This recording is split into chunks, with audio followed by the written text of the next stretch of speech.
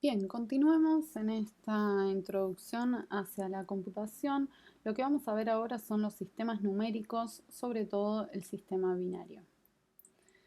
Bien, los sistemas numéricos nos van a servir para muchas cosas dentro de la computadora, de este estudio que estamos haciendo y del procesamiento de los datos, sobre todo para poder entender bien qué son todos estos ceros y unos que aparecen cuando aparecen de forma numérica, ¿sí? O sea, cuando estamos pudiendo representar números con solo ceros y unos, ¿sí? En el sistema binario lo importante a saber es que los símbolos son el uno y el 0, ¿sí? Y es el que utiliza todo el sistema, el funcionamiento interno de la computadora, ya que los componentes físicos con los que trabajo pueden representar solo dos estados, o se decidió de esta forma porque es mucho más práctico de trabajar, sobre todo con electrónica, ¿sí? Y cuando decimos 0 y 1, en lo que es físico dentro de la computadora, muchas veces nos vamos a estar refiriendo a algo que está apagado o prendido, abierto o cerrado, magnetizado o no magnetizado, ¿sí? Electricidad en algún punto o ausencia de la misma, ¿sí? Entonces a todos estos valores es que les vamos a asignar el uno o el 0. Primero vayamos hacia el sistema decimal, es el que utilizamos y el que nos resulta mucho más fácil, ¿sí? Que utiliza 10 símbolos, justamente desde el 0 al 9. Que son denominadas cifras decimales y son justamente, se originó probablemente por el hecho de que tenemos 10 dedos y es el que nos resulta mucho más fácil a nosotros entender porque lo utilizamos diariamente. El sistema decimal, vamos a un poco como recordar esto, que trata de un sistema posicional, ¿sí? O sea que el valor de cada dígito depende de la posición que ocupa en la cifra representada. ¿Qué quiero decir con esto? ¿Sí? Que, por ejemplo, si tenemos el número 347, nosotros lo que estamos diciendo es que tenemos 3 por 100, ¿sí? Más 4 por 10 más 7 por 1. ¿Por qué digo esto? Porque la posición que ocupa el número sí interesa, no es lo mismo que lo ordenemos de otra forma, justamente porque es un sistema posicional, ¿sí? Nosotros si recordamos, acá tenemos las unidades, las decenas, las centenas, ¿sí? ¿Y qué queremos decir con esto? Es que cada posición que ocupa el número nosotros la tenemos que multiplicar por la base del sistema que estamos utilizando. La base me refiero al 10, ¿sí? Porque es el sistema decimal, ¿sí? Que tenemos 10 dígitos, eh, y elevado a la potencia en la posición que está cada uno de los números, ¿sí? Este está en la primera posición, o sea que es el 0, ¿sí? Recordemos que siempre empezamos por el 0 también a contar, sobre todo cuando estamos trabajando más hacia lo digital, es importante recordar eso, ¿sí? Por eso es que lo multiplicamos por 1, porque es 10 elevado a la 0, ¿sí? 1, que es lo mismo que tenemos acá, ¿sí? Entonces, la segunda posición va a ser 10 elevado a la 1, que es 10.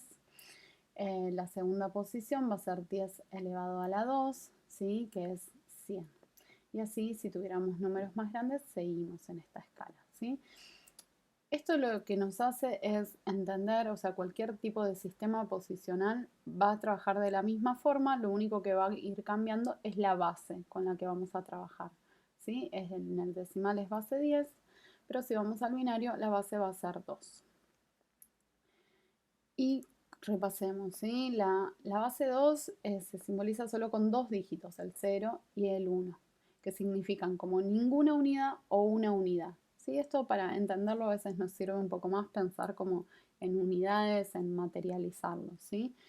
Em,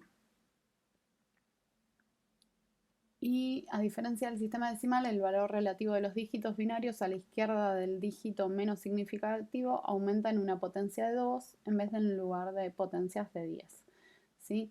El dígito menos significativo va a ser este, ¿sí? Que esto también es bastante importante dentro de las tecnologías digitales.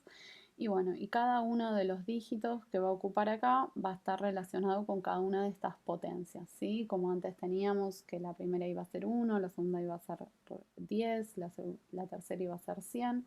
ahora es representado todo en función de las potencias de 2. ¿Sí? En la primera vamos a poder representar hasta una unidad, en la segunda hasta 2 unidades, en la tercera hasta 4 unidades, en la quinta, en la cuarta, perdón, hasta 8 unidades, ¿sí? Y acordémonos que las potencias de 2, empezando desde el primer bit, ¿sí? Que tenemos acá, que es el bit 0, ¿sí? Sería 2 a la 1, 2 a la 0, 2 a la 1, 2 a la 2, ¿sí? Y así en cada uno de estos, eh, de estos bits, de estos lugares de memoria que a veces también vamos a ir representando. Y acá tenemos conformado un byte, ¿sí?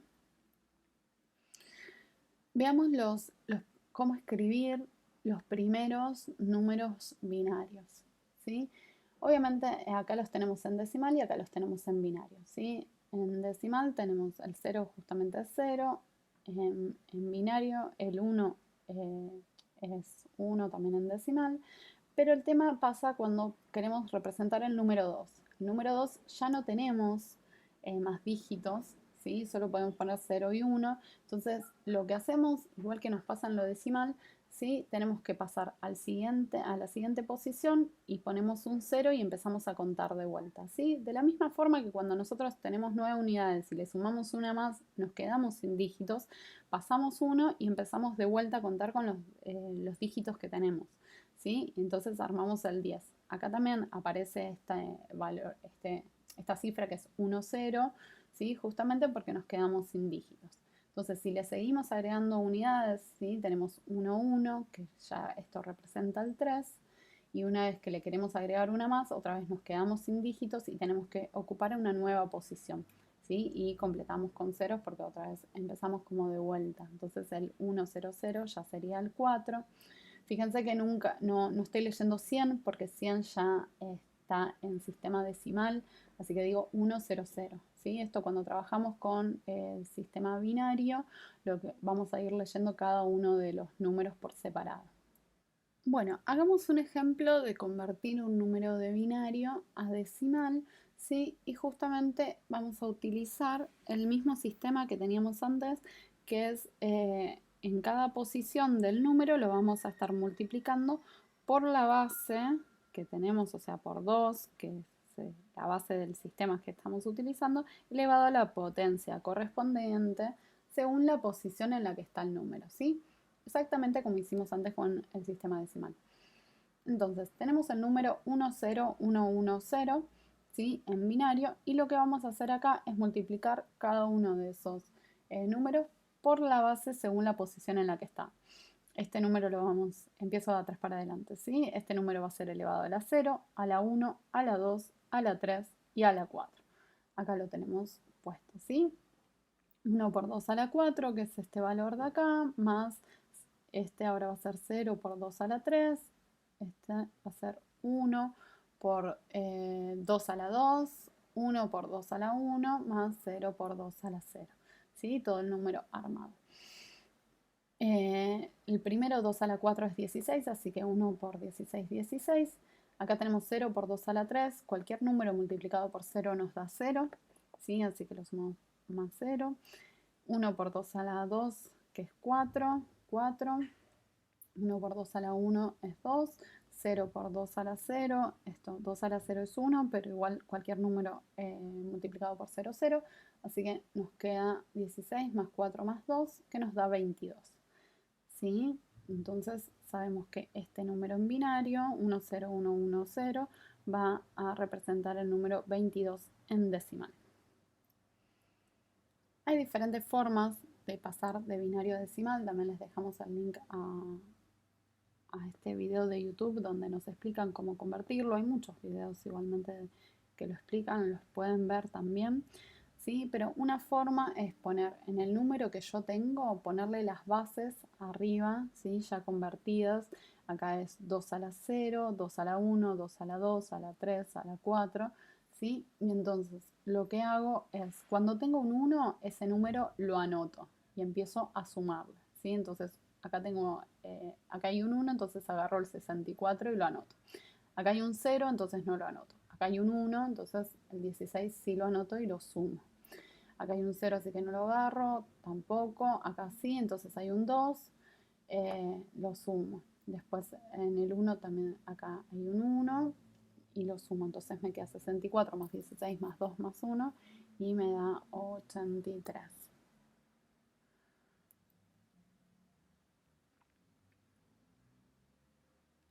Acá tenemos otra forma de convertirlo, el número binario, que lo que hacemos es agarrar un número y dividirlo por 2. ¿Sí? Agarramos un número, lo dividimos por 2, el resultado que nos da lo dividimos de vuelta por 2 y así una y otra vez hasta terminar. Y lo que hacemos al final es agarrar como de abajo hacia arriba el último número, el último resultado y todos los restos, ¿sí? De lo que me dio y después armo el número acá, ¿sí? Como de atrás para adelante. Esa es otra forma que se puede hacer. Creo que en clase vimos que había un error, así que después lo vamos a reemplazar al ejemplo. Pero igualmente la técnica sirve. Bien, y para pasar de decimal a binario, hay también obviamente diferentes formas. Acá tienen otro video donde pueden ver cómo hacerlo. Pero nosotros tenemos este número 94, que acá tenemos, cuando se pone este subíndice, lo que nos está diciendo es que ese número está puesto en decimal, ¿sí? Acá en 10. Y si tiene el subíndice 2, nos dice que ese número es decimal. Porque piensan que obviamente 94 ya sabemos que no está en binario porque tiene otros números, pero este número podría ser decimal, ¿sí? O sea, así que hay que a veces saber en qué sistema está escrito cada número. Acá lo que vemos es cómo pasar este número, el 94, a binario, ¿sí? Lo que hacemos es recorrer, acá tenemos puestas también las potencias de 2, y lo que hacemos es ir recorriendo y buscar el número más cercano pero menor al que tenemos, ¿sí? Entonces yo tengo el 94, 128 se pasa, entonces paso al siguiente y tengo el 64 y lo anoto, ¿sí? O sea, pongo un 1 en ese lugar y lo que hago es a mi número que tenía restarle el número, esa base de 2, ¿sí? El 64. Me da 30. Ahora hago lo mismo con 30. Avanzo 32, es mayor, así que no lo pongo y agarro, el próximo es 16. 16 si es menor, entonces hago 30 menos 16, me da 14, otra vez sigo, me encuentro con el 8, es menor, así que 14 menos 8 nos da 6, sigo, encuentro 4, también 6 menos 4 nos da 2, sigo, me encuentro el 2, 2 menos 2 nos da 0, ¿sí? Menor o igual al número que tengo. Después los lugares que me quedaron en blanco los completo con 0 y ahí tengo mi nuevo número, ¿sí? En binario. Entonces 94 es 1, 0, 1, 1, 1, 1, 0. Y ahora otra cosa que es importante hacer es saber cómo operar con los números binarios, ¿sí? Vamos a ver cómo sumar 2 bits, ¿sí? O sea, primero, entonces lo que hacemos es, con las posibilidades que tenemos, solo tenemos el 0 y el 1, 0 más 0 es 0, ¿sí? Esta parte va a ser igual a lo decimal, 0 más 1 es 1, 1 más 0 es 1, ¿sí? Y el tema se complica un poco cuando tenemos 1 más 1, que si pensamos en unidades, en decimal, sí, vamos a tener 2, ¿sí? Si estamos sumando 2 manzanas, una manzana más una manzana, vamos a obtener 2 manzanas. En binario, ¿cómo lo representamos? Con 1, 0. ¿Sí? Entonces, acá lo que tenemos es que vamos a tener, el resultado va a ser 0, pero nos vamos a llevar 1, ¿sí? Esto de llevarse 1, que aprendíamos cuando aprendimos a sumar, es muy importante en todas las tecnologías digitales y es algo que se nombra como el acarreo, ¿sí? O el carry. Es muy importante y ya vamos a ver cuándo nos sirve y cuándo no, o sea, por qué es tan importante en las tecnologías digitales. Bueno, acá tenemos un ejemplo de una suma, ¿sí? Entonces tenemos el número 10110 más 1110, ¿sí? Acá simplemente completo con un 0 como para que quede más prolijo. Entonces ya sabemos que 0 más 0 es 0, 1 más 1 es 1, 0, entonces anoto el 0 y me llevo 1. Y acá estamos, como tenemos el acarreo, estamos sumando 3 cifras, ¿sí? Entonces tenemos 1 más 1 más 1, que esto en decimal sería 3, Y nosotros sabemos que en binario, para representar el 3, escribimos 1, 1. Entonces, ponemos el 1 y nos llevamos 1 de vuelta. 1 más 0 más 1 nos da, o sea, en unidades nos da 2 unidades, que en binario se representa con el 1, 0. Entonces, pongo el 0, me llevo 1, 1 más 1, otra vez 0 y 1, que queda acá adelante. Bien, y el último sistema que queremos ver es el hexadecimal, que también es bastante utilizado en las tecnologías digitales, que justamente lo que hace es poder escribir los números binarios de una forma un poco más práctica. Por eso es que se usa, y este sistema numérico es en base 10, en base 16, ¿sí? En vez de tener 2 o 10 dígitos, tiene 16. ¿Y qué dígitos usa?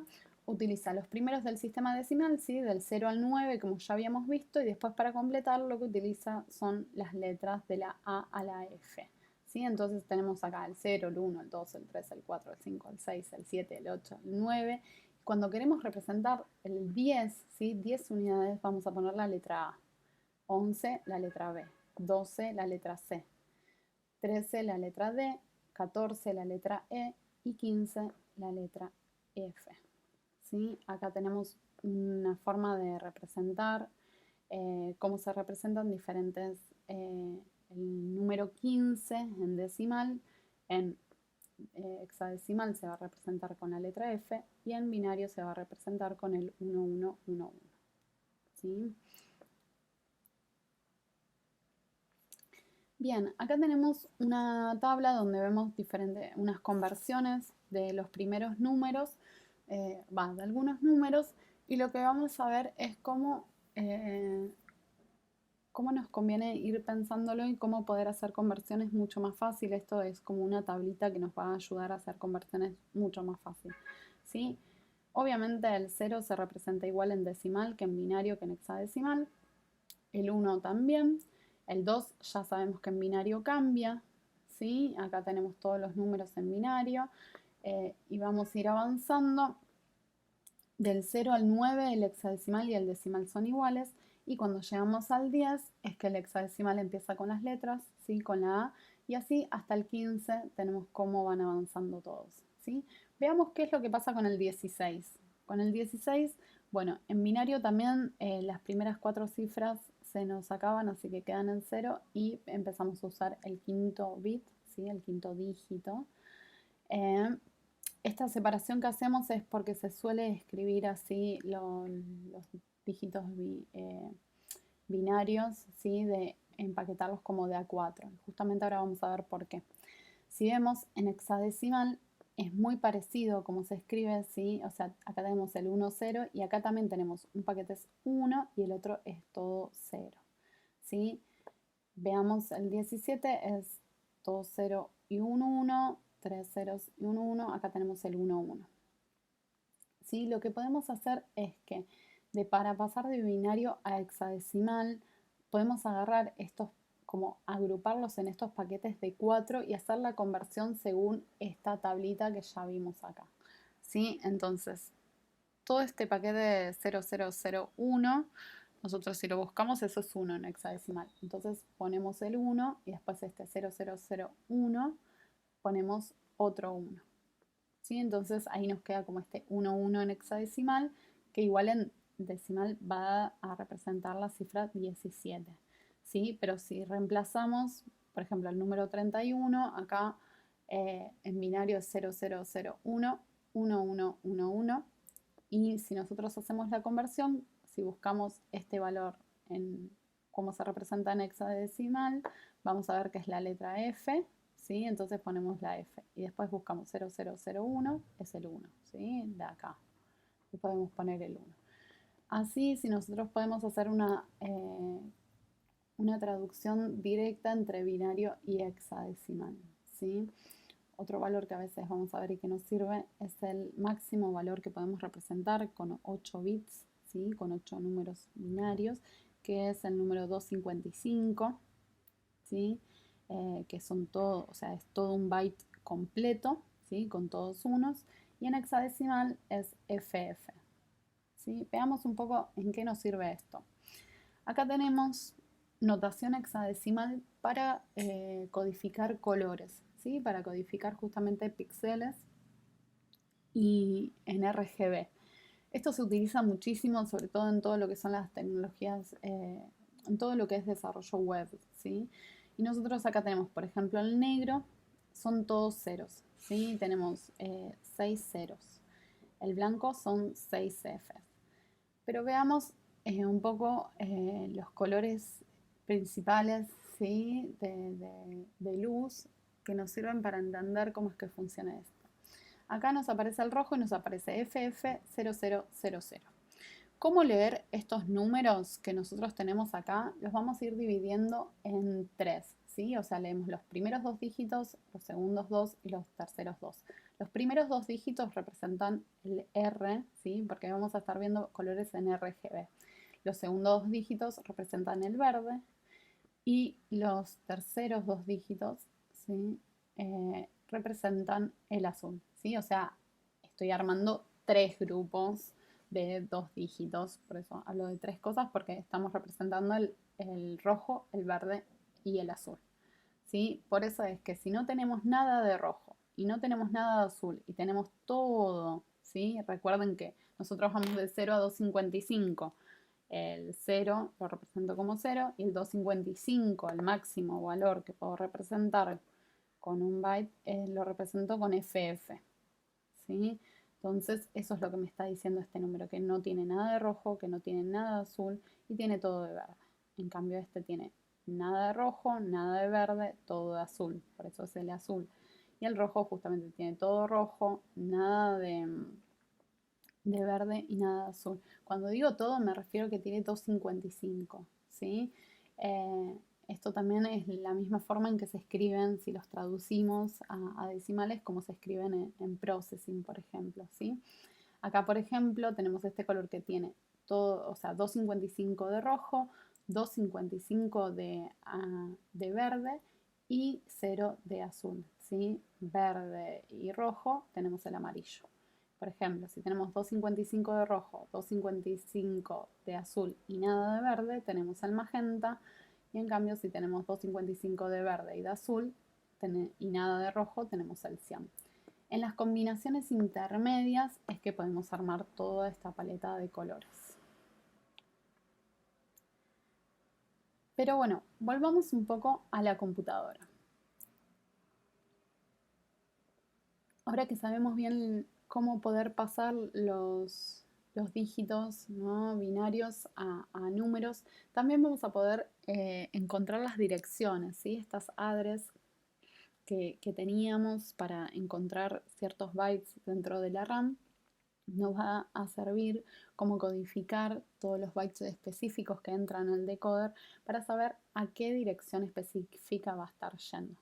¿Sí? Justamente al conocer los números binarios vamos a poder especificar en qué byte específico de la RAM está cierta información, ¿sí?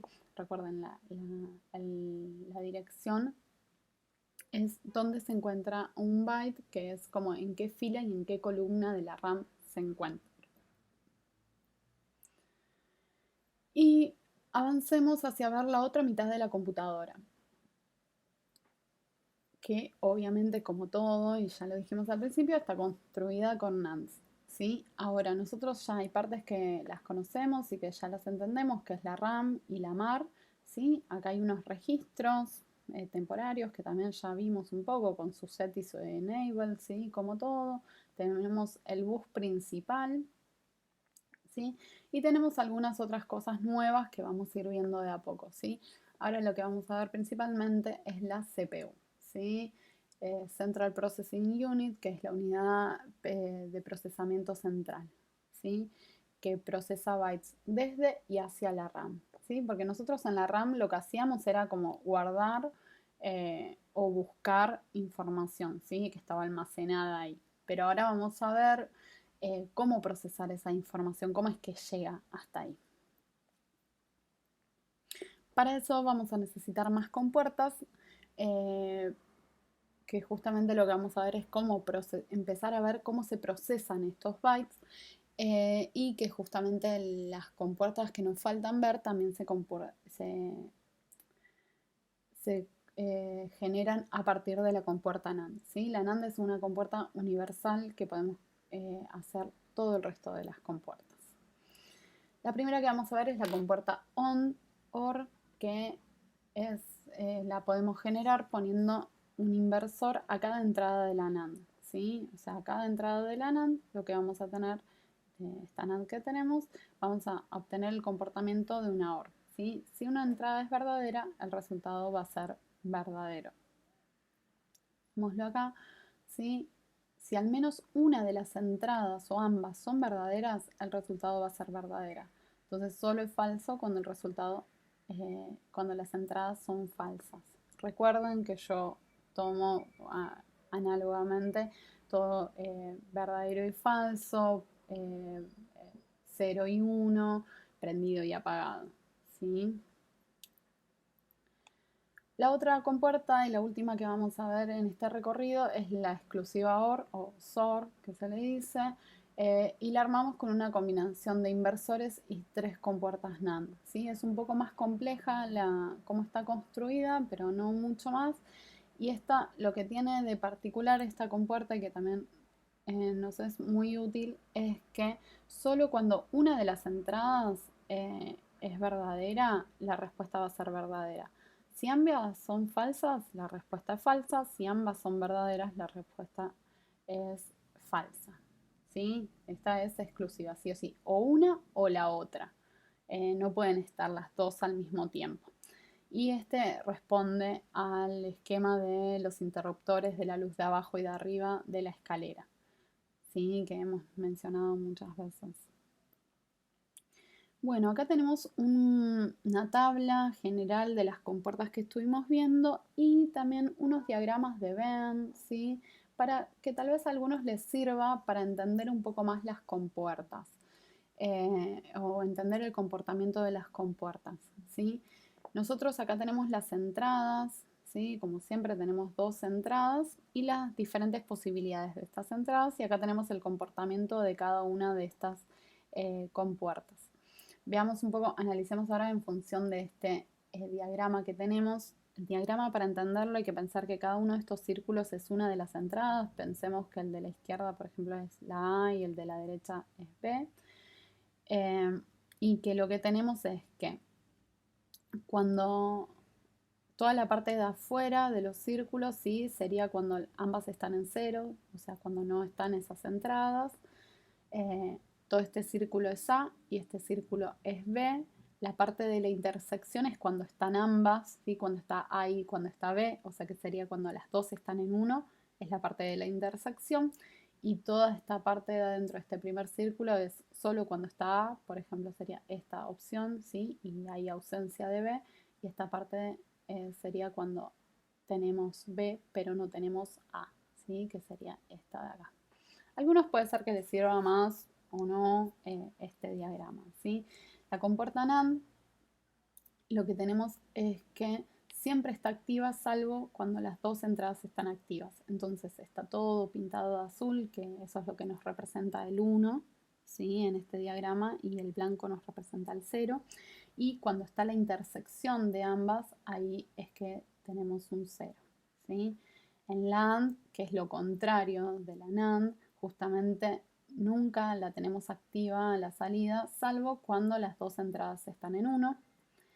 La OR, si al menos una de las dos, ¿sí? O ambas están en 1, o sea que cualquier lugar donde está el círculo van a estar en positivas, y si no, todo está en negativo, ¿sí? Y la SOR, lo que tenemos es que solo una de las dos puede estar, ¿sí? Entonces están activas cuando A o B están activas, pero no cuando están ambas activas, ¿sí? Por eso esta parte está en blanca, y cuando ambas están desactivas, o sea, o están apagadas, también está en blanco. Veamos ahora cómo operar con los bytes, ¿sí? Vamos a ver diferentes formas que se operan con los bytes y o sea, cuando digo bytes, digo con la información que poseemos en la computadora. La primera forma que vamos a ver son los shifters, ¿sí?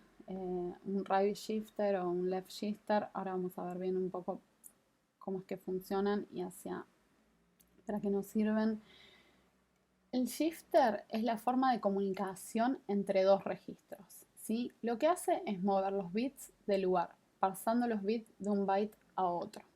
¿Qué es lo que digo? O sea, fíjense en este esquema, vamos a ver el de arriba primero. Que lo que hace es mover los bits, o sea, es mover un byte de un lado a otro, ¿sí? De un registro a otro. Entonces, la parte del shifter es esta parte del medio, que son solo como los cables de comunicación entre uno y otro. Pero fijémonos que no van derechos, ¿sí? Tienen este quiebre, entonces están desfasados. O sea que los shifters los que hacen es pasar un número de un lado a otro, pero los desfasan en un lugar en el byte. ¿Sí? Al moverlos corremos un lugar los bits, lo que produce una multiplicación. Pensemos cuando nosotros le sacamos un 0 a un número o le agregamos un 0 a un número, lo que estamos haciendo es multiplicarlo por 10 o dividirlo por 10. ¿Sí? Entonces acá lo que nos va a pasar es también según la base, es justamente multiplicar el número o dividirlo solamente por este desfasaje que tenemos en los bits, ¿sí? Que no entran directos entre un registro y el otro registro, ¿sí? La forma que vamos a usar para simbolizarlos, esquematizarlos, va a ser este cuadradito que tenemos, el de right y el de left, ¿sí? Si lo estamos moviendo justamente hacia la derecha o hacia la izquierda. Acá tenemos el ejemplo del right shifter, ¿sí? Si tenemos, por ejemplo, este número 01000010 y lo pasamos por un right shifter, nos va a quedar 00100001, ¿sí? Lo que hacemos es justamente moverlo una posición, ¿sí? Hacia la derecha, que es lo mismo que dividir por 2. En este número en decimal es 66 y justamente al moverlo un lugar lo dividimos por 2, o sea, lo dividimos por una cifra de nuestro sistema, que es que es el binario, entonces obtenemos el 33. En cambio, si lo pasamos al byte por un left shifter, si teníamos este mismo número, ahora lo que hacemos es moverlo hacia la izquierda, ¿sí? Y lo que se hace es lo que genera en este byte es que lo multiplica por 2. ¿Sí? Solamente fíjense que el número lo que cambió es que le agregó un 0 al final. ¿Sí? Es el mismo número. Entonces, si teníamos 66, ahora lo que vamos a obtener es el número 132. Solo por el desfasaje, ¿sí? De estos cables. Ahora vamos a ver por qué un poco más. Bien, otras formas de conectar registros entre sí, ¿sí? Toda esta forma de operar con los bytes, lo que hacemos es pasar los números de un registro a otro. Una forma de conectar los registros entre sí va a ser a partir de las compuertas, ¿sí? Que ya conocemos. ¿Qué es lo que hacemos? Un registro de entrada, por ejemplo esta que es la A, la podemos pasar cada uno de los bits que tiene por una compuerta NOT, ¿sí? Y obtenemos a la salida, obviamente vamos a obtener ese mismo byte que teníamos de entrada negado, ¿sí? Entonces esta sería como la forma de operar, una de las formas de operar con estos bytes. Lo que hacemos obviamente es simbolizarlo de una forma más simple, que es poner una sola compuerta y a la entrada poner un cable doble, ¿sí? Y esta salida doble, entonces ya sabemos que está entrando todo un byte y que va a salir todo un byte. ¿Sí? Esto se llama notar, ¿sí? O sea que es negar todo un byte. Otra forma que se puede procesar los bytes, ¿sí? Va a ser pasarlo todo por una compuerta AND, ¿sí? 2 bytes de entrada, a la salida vamos a tener cómo es que se comporta esto, ¿sí? Acá tenemos las 8 compuertas AND, todas las entradas de un byte y de otro, las vamos a pasar por esta AND, ¿sí? A cada bit por separado y vamos a obtener por resultado todos los 2 bytes procesados, ¿sí? Así también con la compuerta OR y también con la compuerta SOR, ¿sí? Acá tenemos una forma de operar con los números, con estos bytes, esta información que tenemos en la computadora. Otra forma de operar los números es sumarlos. Para sumarlos vamos a ir de a poco. Primero armemos un sumador de 2 bits, ¿sí? Justamente, como siempre, vamos a estar trabajando con las compuertas que ya conocemos. Acá tenemos el semisumador que se llama half adder. No es completo porque justamente solo podemos sumar 2 bits, ¿sí? Veámoslo en Falstad. Acá tenemos, voy a empezar por el 00. Si sumamos, lo que estamos haciendo es poder sumar estos dos dígitos, ¿sí? Por ejemplo, pensemos que este es A, que este es B, ¿sí? Entonces, si yo sumo 0 por 0, me va a dar, acá tenemos el resto, 0. Si sumo 0 más 1, me va a dar 1, ¿sí? Igualmente que si sumo 1 más 0, me va a dar 1. ¿Y qué es lo que pasa cuando yo sumo 1 más 1?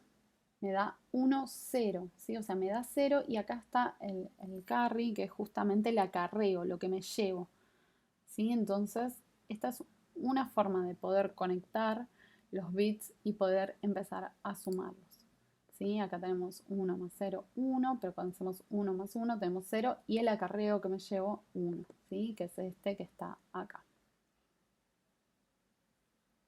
Acá tenemos las posibilidades, ¿sí? Para poder sumar estos dos dígitos. Pensemos, acá en la primera opción es la más fácil, cuando sumamos 0 más 1 nos va a dar 1, cuando tenemos 1 más 1 ahí ya es que tenemos este acarreo, entonces nos da 1, 0, si por ejemplo sumamos 1, 0 más 0, 1, 0 más 1, 1, 1 más 0, 1, ¿sí? Pero una vez que empezamos a aumentar los números, ya empezamos a necesitar como otra columna más, ¿sí? Cada vez estamos sumando, entonces necesitamos como estos bits y siempre que nosotros tenemos como este desborde, ¿sí? Que ya no podemos colocar el número en una sola posición, necesitamos esta posibilidad del acarreo, ¿sí? Por eso es que en las tecnologías digitales siempre tenemos esta opción de un acarreo, algo que nos llevamos, uno más, ¿sí? Veamos cómo poder representarlo. Este es un sumador completo, ¿sí? Que lo que hace es sumar dos números más el acarreo. ¿Por qué el acarreo? Justamente, pensemos, vuelvo al anterior, nosotros sumamos dos números, ¿sí? O sea, sumo este 1 más 1, está todo bien, me da 0 y me llevo 1. Pero ahora yo quiero sumar este 1 más este acarreo que tenía de antes, ¿sí? Entonces yo con este sumador completo que ahí tengo, lo que hago es poder sumar la segunda cifra, ¿sí? O sea, como la segunda posición de esta suma que estoy haciendo, ¿sí? Porque yo tengo 1 más 1, pero más el acarreo. Entonces, lo que tengo que tener en cuenta es que tengo que tener esta columna, no solo este bit, este lugar de bit, sino también un lugar donde está el acarreo. Entonces yo puedo sumar dos números, ¿sí? Dos números más el acarreo in, que es como algo que si ya venía de antes, entonces voy a obtener un resultado y también el carry out, o sea, el acarreo para el siguiente número.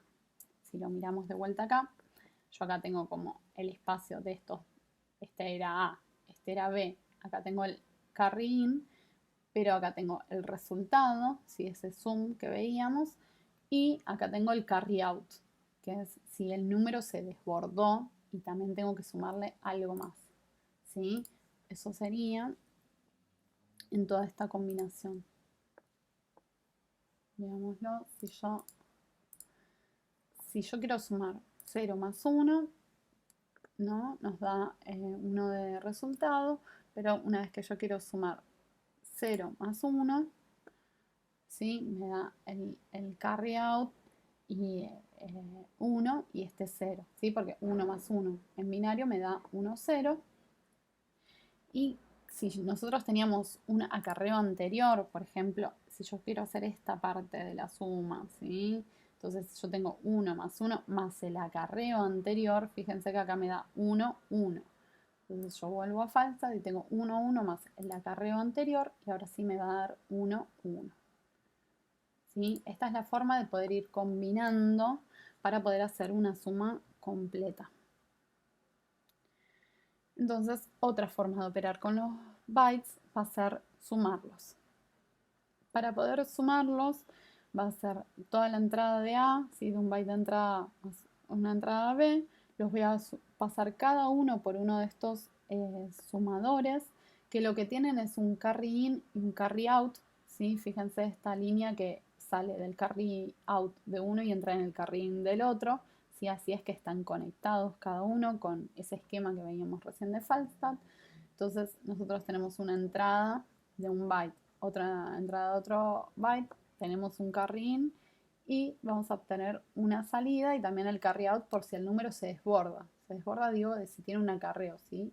Es un poco más grande. ¿Sí? Entonces acá es la forma de poder sumar dos bytes. También tenemos el comparador que lo que hace es comparar dos números. ¿Sí? El sistema se da cuenta si son iguales o no, y si no son iguales, lo que se fija es cuál de los dos es el más grande. ¿Sí? Es un poco más complejo este esquema, pero vamos a ver y vamos a puntualizar donde nos interesa. ¿Sí? Acá tenemos en Falstad armado. Fíjense que nosotros ahora tenemos 2 bits en 0 y este sistema tiene dos salidas que son un bit.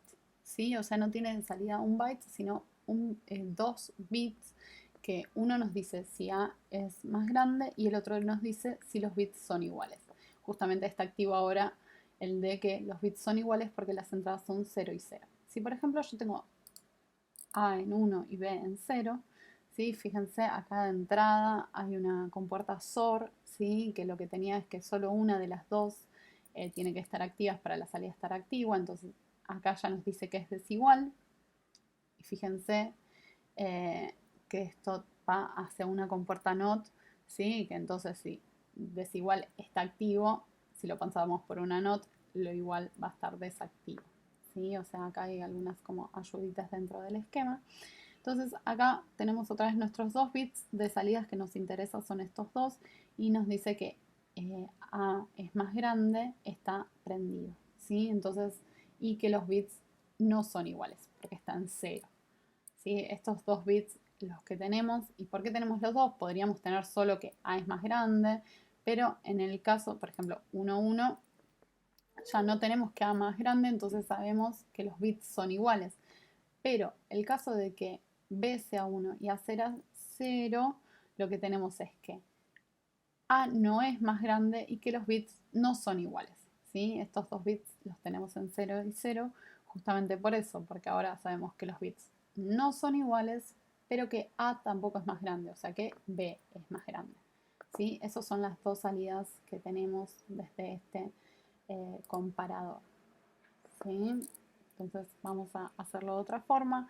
Lo que hace es tener un byte de entrada, dos bytes de entrada, ¿sí? Y lo que se hace, o sea, lo que más nos interesa sobre todo es esto, es saber si A es más grande o si son iguales. El próximo que tenemos es otro comparador, pero es un comparador a cero, ¿sí? Algo que vamos a necesitar saber si el byte vale todo cero, o sea, si tenemos 0, 0, 0, 0, 0, 0, 0, 0, ¿sí? Compara toda la data del byte y resulta verdadero si todos los bits son igual a 0, ¿sí? Lo representamos de esta forma, está compuesto por esta compuerta OR de 8 entradas y pasados por un negador, y entonces nosotros igual lo vamos a poner de esta forma mucho más sencilla, ¿sí? Con esta celda de 0. Bien, esto lo voy a pasar un poco rápido, pero aparte todo lo que estuvimos haciendo hasta ahora son comparaciones y todas, en realidad las que se desarrollan en la computadora son con actividades, son, son cálculos, ¿sí? Aritméticos o lógicos. Entonces, si hablamos un poco de lógica, que en realidad ya lo estuvimos hablando desde el principio, nos vamos a retrotraer un poco a la Grecia antigua, ¿sí? Que Aristóteles es el que desarrolló estudios sobre lógica y el estudio de las proposiciones, donde podemos obtener a partir de dos hechos un tercer hecho que podemos decir en función de esos anteriores si es verdadero o falso. Los que hayan estudiado un poco, los que hayan hecho sobre todo el CBC en la UBA sabrán de qué hablo y tal vez mucho mejor que yo. Pero si por ejemplo tuviéramos estas preposiciones que dice que Santiago es más grande que Micaela, Ernesto es más grande que Santiago, entonces Ernesto es más grande que Micaela, ¿sí? Esto es verdadero o falso. Sabemos a partir de estas proposiciones, podemos determinar si esta es verdadera o falsa, ¿sí? Justamente es verdadera. Y lo que decía, todo lo que vimos hasta ahora lo engloba la aritmética y la lógica, y con eso vamos a poder pasar a presentar la ALU, que es la unidad aritmético-lógica, es como el corazón de la computadora, ¿sí? De la CPU, y que justamente realiza todas estas operaciones aritméticas con números enteros, ¿sí? Adición, sustracción, multiplicación y división, y las operaciones lógicas con los bits, que en realidad ya las estuvimos utilizando con las compuertas, que es la AND, la NOT, la OR o la SOR. ¿Sí? Con estos 7 dispositivos vistos es que se arma la ALU. ¿Sí? Acá lo tenemos un poquito más desarrollado, justamente las que vimos, ¿sí? La SORER, la ORER, la ANER, la NOTER, los shifters, ¿sí? Poder pasar los bytes de un lado a otro, que recuerden que eran multiplicaciones o divisiones, el sumador que tenemos, ¿sí? Entonces tenemos a la ALU, vamos a tener nuestros bytes de entrada que van a entrar, A y B, siempre lo estamos representando así, y C va a ser el de salida. Vamos a tener un carry in, un carry out, recuerden para las sumas esto nos sirve. Este op ahora vamos a ver qué es.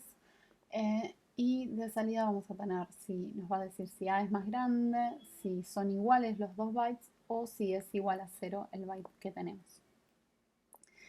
Esta OP que nos aparece acá es justamente cómo vamos a estar diciéndole a esta central de control, si está ALU, qué operación, ¿sí? OP es de operación, justamente qué operación aplicar sobre estos bytes de entrada. ¿Y cómo es que les vamos a decir qué acción hacer? ¿Sí? Lo vamos a hacer justamente porque, no lo dije, acá estas operaciones lo que tienen es un decoder de 3×8. ¿Sí? Recuerden, según la combinación de entrada que vamos a dar con estas operaciones, acá se van a ir activando cada una de estas posibilidades. Recuerden, el decoder lo que hace es activar de una por vez.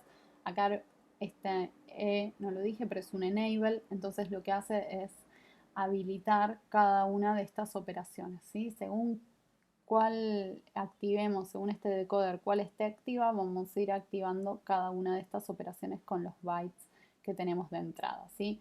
O les vamos a decir que hagan, que pasen por una compuerta SOR, o que pasen por una OR, o que pasen por una AND, ¿sí? Vamos a ir eligiendo según cuál habilitemos y acá vamos a obtener la salida, ¿sí? La forma en que los vamos a ir eligiendo, vamos a utilizar esta tablita así como de operaciones. Entonces, si mandamos 3 ceros a nuestro decoder, ¿sí? A las operaciones, lo que vamos a estar haciendo es una suma. Si mandamos 001, vamos a estar utilizando un shift right, ¿sí? Si hacemos 010 o un left shifter, ¿sí?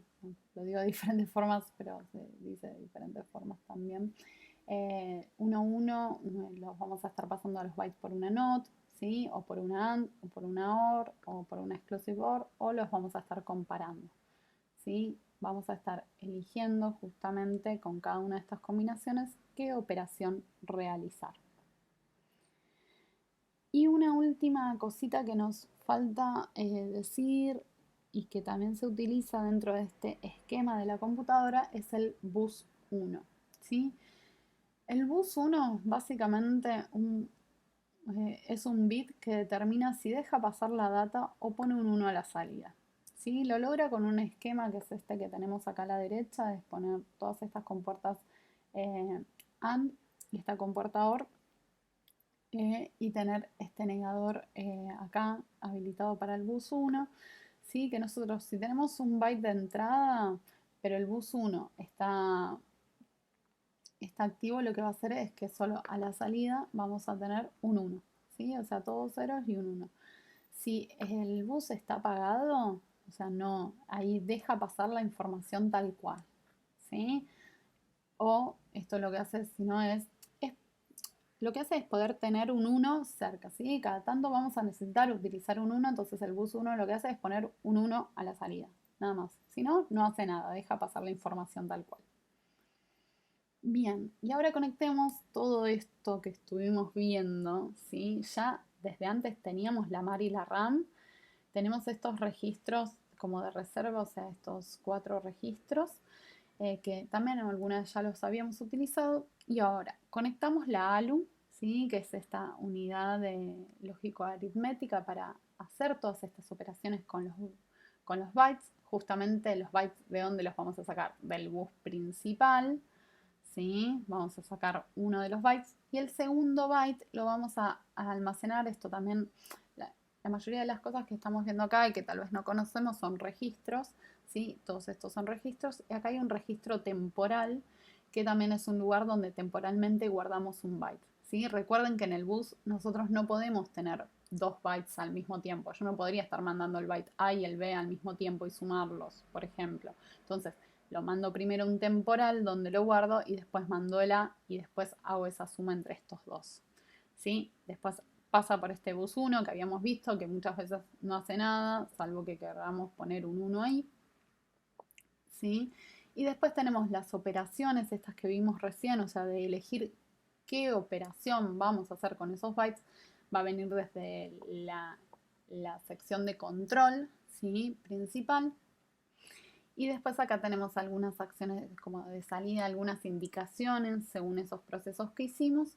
Y el resultado va a ir a otro de estos que es un registro, ¿sí? Que es donde obtenemos el resultado, que según la unidad de control también vamos a ver si nos habilita que el set o el enable, ¿sí? Para dejar pasar la información o para guardarla, otra vez justamente para poder mandarla también a la RAM.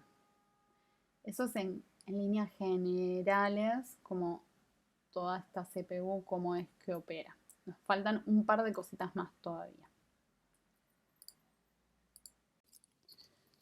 Bueno, una de las cosas importantes y que ya hemos visto en otros ámbitos es el reloj, ¿sí? Esta señal de clock que necesitamos para hacer las cosas, ¿sí? Que ya la venimos incorporando y utilizando en diferentes dispositivos de diferentes formas, ¿sí?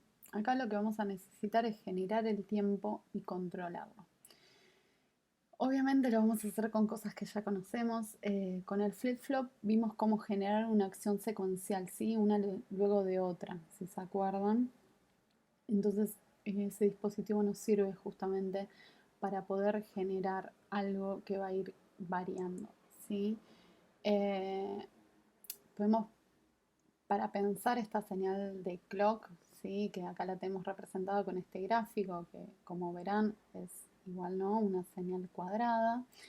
Eh, y lo que podemos pensar, para si queremos hacerlo como algo más físico, es que podría ser prender y apagar una luz, ¿sí? Prendo la luz, espero un tiempo, apago la luz, espero un tiempo, prendo la luz, apago, prendo, apago, ¿sí? También como un blink.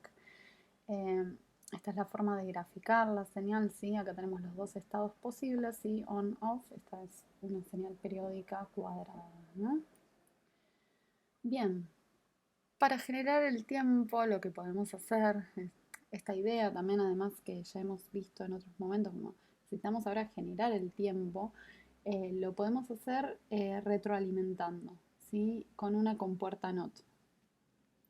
Justamente si al ingresar un valor, al salir sale negado y lo volvemos a hacer entrar, esa negación ahora entra, entonces va a salir positiva, si sale positiva entra negativa y así una y otra vez, ¿sí? Con esta retroalimentación nosotros es que tenemos una acción secuencial después de la otra.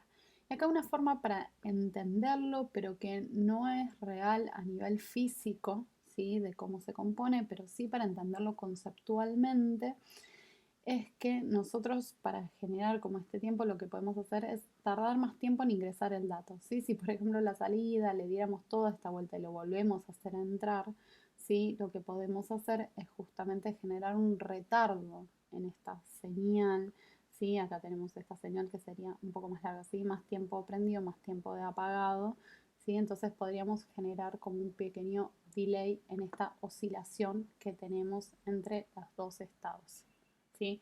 Como digo, es una forma para entenderlo a nivel conceptual, no de cómo está hecho a nivel físico, físico-electrónico. Lo importante en el reloj o en el clock es generar una señal que oscile, ¿sí? Que esté prendida y apagada y que sea constante, ¿sí? Se le suele llamar señal de clock y nosotros lo vamos a diagramar de esta forma, ¿sí? O sea, cada vez que aparezca esto CLK, ¿sí? Sabemos que hay una señal de clock, una señal que está oscilando. Y acá también lo que podemos hacer es generar una señal y una señal con delay, ¿sí? Generando un clock y un retraso, ¿sí? Un delay de un cuarto de onda, por ejemplo, podemos hacerla con esta idea de alargar el tiempo hasta que entramos la señal, ¿sí? O sea, acá tenemos la señal de clock tal cual, y acá tenemos una que está un cuarto de onda retrasada. ¿Por qué digo un cuarto de onda? Porque fíjense que toda la señal de clock, un ciclo entero, es toda la parte que está prendida y toda la parte que está apagada, ¿sí? Acá tenemos un ciclo entero, entonces la mitad sería justamente acá y un cuarto sería a la mitad cuando está prendido, ¿sí? Entonces acá tendríamos estas dos señales, una señal de clock tal cual y una señal de clock con delay. Bien, armemos un sistema para utilizar estas dos señales de clock para generar eventos de una forma que nos convenga en la computadora, ¿sí? Con un comportador y una AND podemos generar un ciclo más grande para el enable y un ciclo más corto para el set dentro del ciclo anterior. ¿Por qué esto? Porque se acuerdan que nosotros a veces habilitamos la información y en otro lugar tenemos que poder agarrarla a esa señal, pero mientras está habilitada en otro lugar, ¿sí? Entonces es como que prendemos el enable, prendemos el set, apagamos el set porque ya lo guardamos y volvemos a apagar el enable, ¿sí? Para generar esto nosotros lo podemos hacer con esta configuración de estos dos clocks que teníamos, el clock original y el clock on delay, y la utilización de estas dos compuertas, generando al final, ¿sí?, esta señal de clock enable y clock de set, que son las dos que más nos interesan. Veámoslo un poco en Falstad, cómo es que las armamos. Acá tenemos cada una de estas los osciloscopios de cada una de las señales. Acá tenemos el clock original y fíjense, lo voy a parar, el clock original sí que empieza acá y después tenemos esta señal que está desfasada, esta que tiene delay, y tenemos a la salida, ¿sí?, de esta compuerta OR el clock de enable, y después en esta AND lo que tenemos es el clock de set, ¿sí? Justamente lo que hace es generarnos una señal de enable mucho más larga, ¿sí?, y una de set más cortita que engancha justo adentro de nuestra señal de enable, ¿sí? Porque nosotros necesitamos hacer operaciones siempre en el set cuando el enable está activado, ¿sí? Entonces de esta forma es que lo podemos lograr. Sí, para graficarlo un poquito más fácil y quedarnos solo con la única parte que nos interesa y que nos va a servir, ¿sí?, es el clock de enable, va a ser un tiempo largo y el clock de set va a ser un tiempo corto. Pero todo esto va a estar configurado en los tiempos del clock master, ¿sí? Como todo va a estar a tiempo. Bien, para mandar el bus de datos, ¿sí?, un ciclo de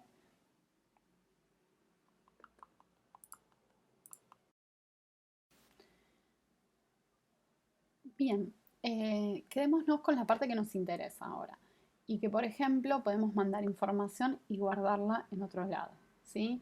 Entonces lo que hacemos es mandar al bus la data con un ciclo de clock de enable, ¿sí?, un ciclo largo, y entonces para guardar la data en el bus lo que vamos a hacer es activar un ciclo corto de set, ¿sí?, uno cortito, dentro del tiempo del ciclo de, o sea, guardar la data del bus, ¿sí?, no en el bus no guardamos nada, solo hay información, lo vamos a estar guardando en algún tipo de registro, ¿sí? Entonces, volvemos a apagar el set y después apagamos el enable, ¿sí? O sea, es como se habilita la información, acá la guardo en este tiempo y deshabilito esto para liberar el bus. ¿Sí? Entonces tenemos un clock master, o sea, todo va a estar al mismo tiempo, y después tenemos el clock de enable y el de set.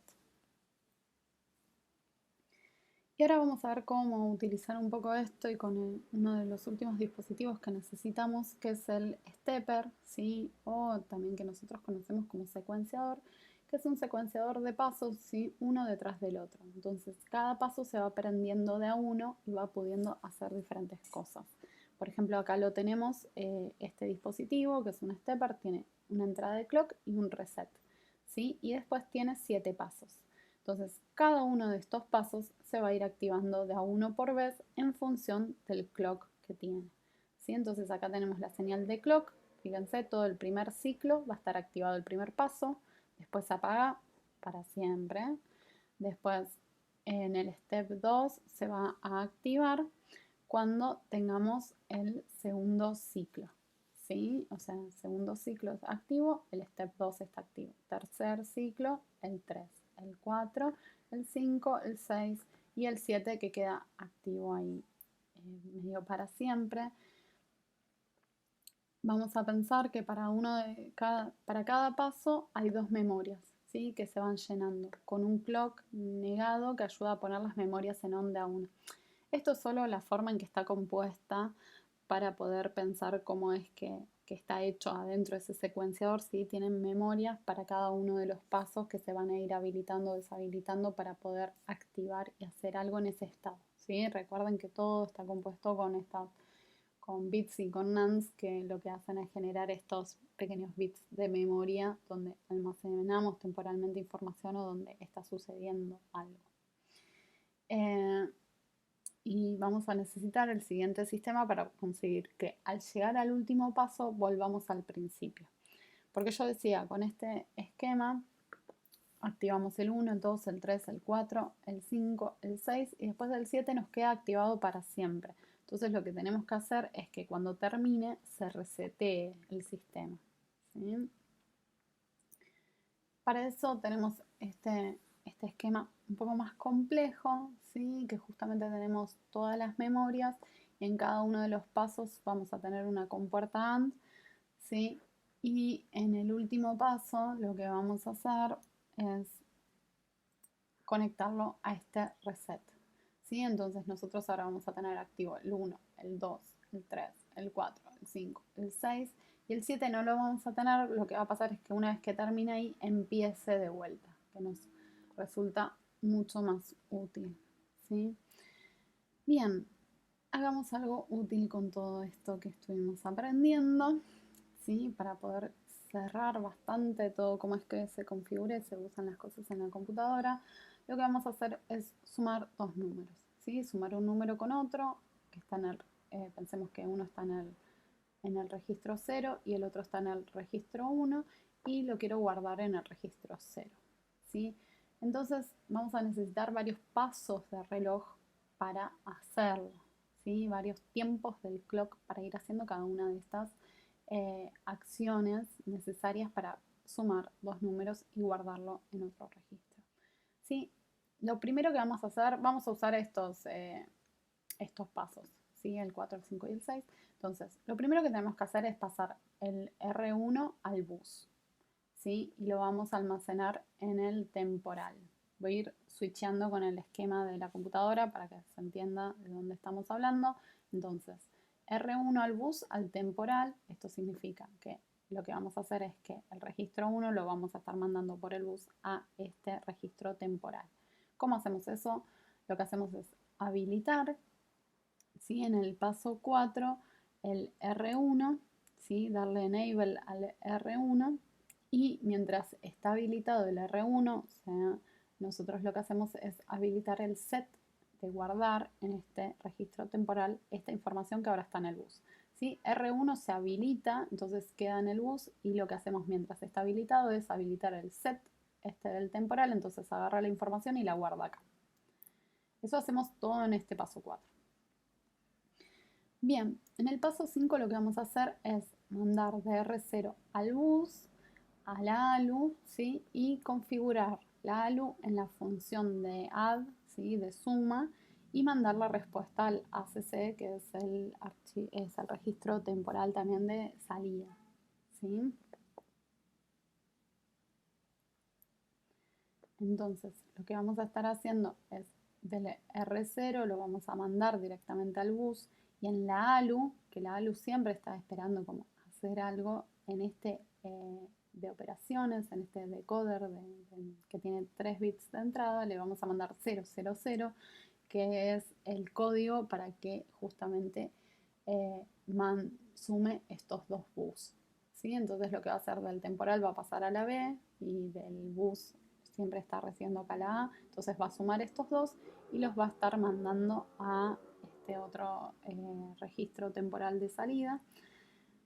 ¿Cómo hacemos eso? En este paso de reloj lo que hacemos es habilitar el R0, el enable, ¿sí? Lo manda al bus, y en el todo lo otro siempre está habilitado. La ALU siempre está esperando hacer algo, entonces tenemos que tener puesto el código ya en OPP, en OP, digo, eh, justamente estos que van a la ALU.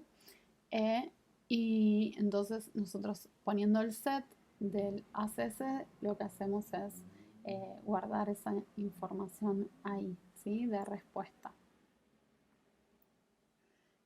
Y en el paso 6 lo que hacemos es el ACC, lo que hace, activamos el enable del bus y el R0 y el set del R0, ¿sí? Justamente para que guardar la información que tenemos en el resultado de la suma, poder guardarlo en el registro 0. O sea que lo que haríamos es activar que esta información que está acá pase al bus y que el set en R0 lo registre acá, ¿sí? Entonces de esa forma es que sumamos y lo hacemos en este paso de reloj. La conexión física sería que tenemos que conectar estos dispositivos que tenemos, o sea que es un ruteo de la misma forma que nosotros conectamos los cables en los sintetizadores o en los sintetizadores virtuales, que también tenemos como estos cables, estas uniones, estas líneas, lo tenemos representado en este esquema de acá abajo, ¿sí? Entonces lo que hacemos es en el paso 4, lo que hacemos es conectar de este lado están todos los enables, ¿sí? Como de todos los dispositivos, y de este lado están todos los sets. O sea que si yo conecto de este lado, estoy diciendo que estoy conectando el enable de ese dispositivo. Entonces en el paso 4 lo que hacíamos era poner el enable del registro 1, entonces el paso 4 lo conectamos al enable, ¿sí? Del registro 1. Recuerden siempre esta compuerta AND, que lo que hace es unir varias cosas entre sí. Y después el paso 4 a la vez también está conectado con la parte del set del temporal, ¿sí? Porque lo que hacíamos primero era mandar la data a este registro temporal que tenemos a la entrada de uno de los datos de la ALU.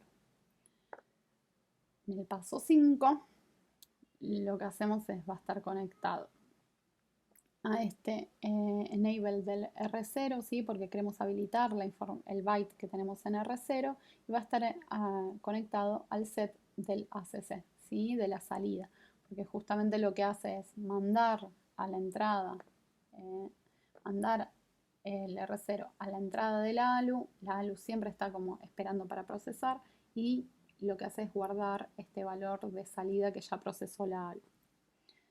Entonces lo hacemos conectando ahí, ¿sí? Recuerden estos esquemas que se cruzan las líneas siempre que tenemos un punto, es que hay una unión. Si no hay un punto, no hay una unión.